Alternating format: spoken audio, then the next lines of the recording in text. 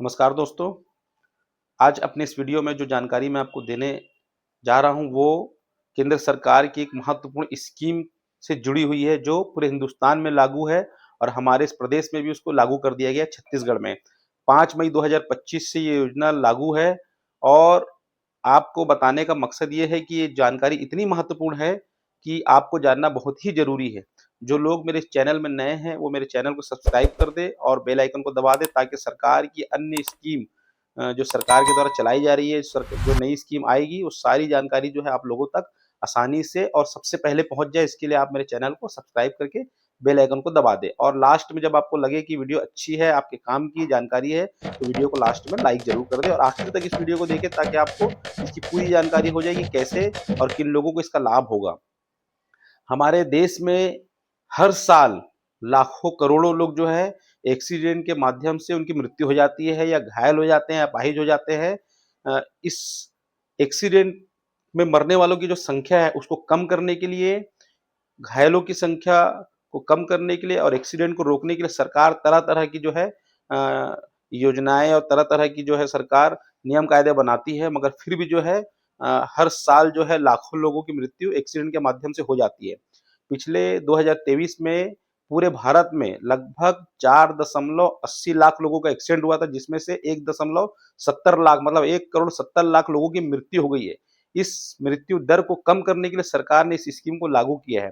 अधिकतर जो मौत होती है वो इसलिए हो जाती है कि समय पर जो है उनको प्राथमिक जो उपचार होती है वो नहीं मिल पाता। जो एक्सीडेंट के बाद से 1 घंटे का जो गोल्डन पीरियड होता है, जो 1 घंटे का समय होता है, उस 1 घंटे में अगर लोगों को सही तरीके से उपचार मिल जाए तो उनकी जान को बचाई जा सकती है। अधिकतर लोग एक्सीडेंट के बाद इसलिए मर जाते हैं क्योंकि उनको समय पर इलाज नहीं मिल पाता और आप अगर आंकड़ा देखेंगे तो एक्सीडेंट से मरने वालों की जो संख्या है वो 18 साल से 35 साल तक के जो है युवा उन्हीं लोगों की है, क्योंकि वही लोग जो है सड़क पर एक्सीडेंट के शिकार ज़्यादा हो रहे हैं। तो इस सड़क दुर्घटना में मरने वालों की संख्या को कम करने के लिए सरकार जो है इस योजना को लागू करी है।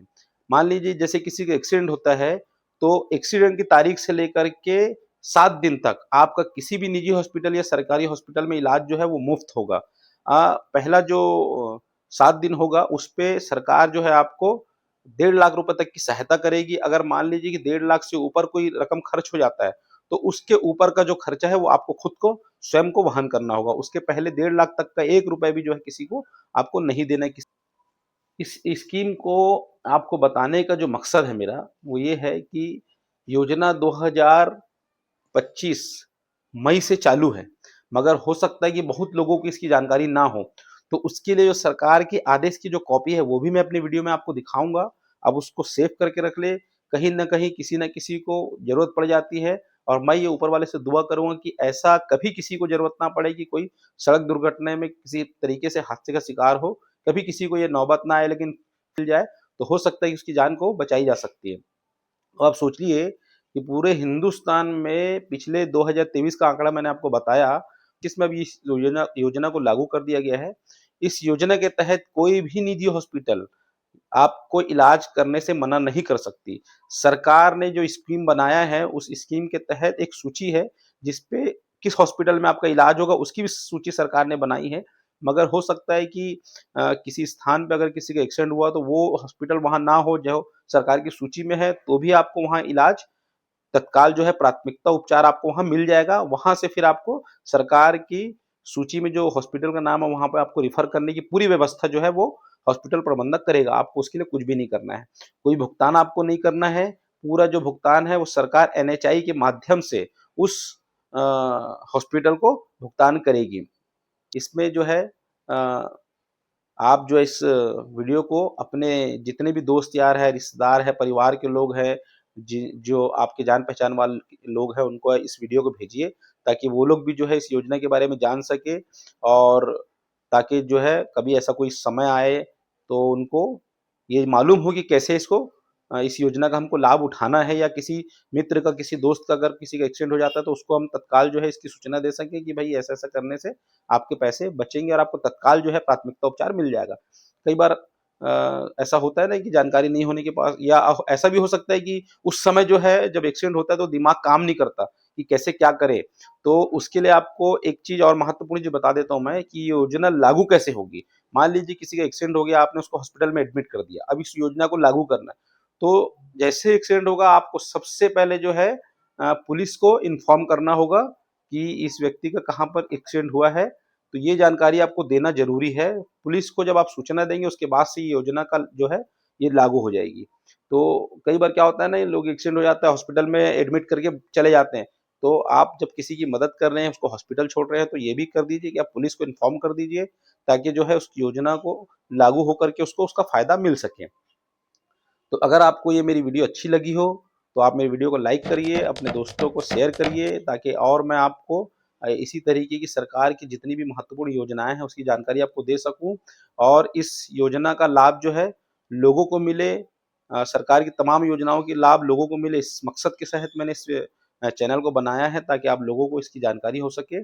और आप जो है एक मेरा रिक्वेस्ट आप लोगों से रहेगा कि सरकार जो है वो तरह-तरह की योजनाएँ बनाती है, तरह-तरह की स्कीम बनाती है, तरह-तरह की जो है नियम-कायदे बनाती है, तो उसको हमको फ़ॉलो करना चाहिए। अगर सड़क हादसों को कम करना है, सरकार ने तो अपना काम कर दिया। सरकार ने आपको बोल दिया कि अगर किसी का एक्सीडेंट हो रहा है तो सरकार उसके इलाज के लिए मदद कर दी।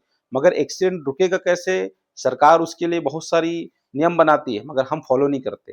तो हमको जो है ये कोशिश करना है कि एक्सीडेंट हो ही ना।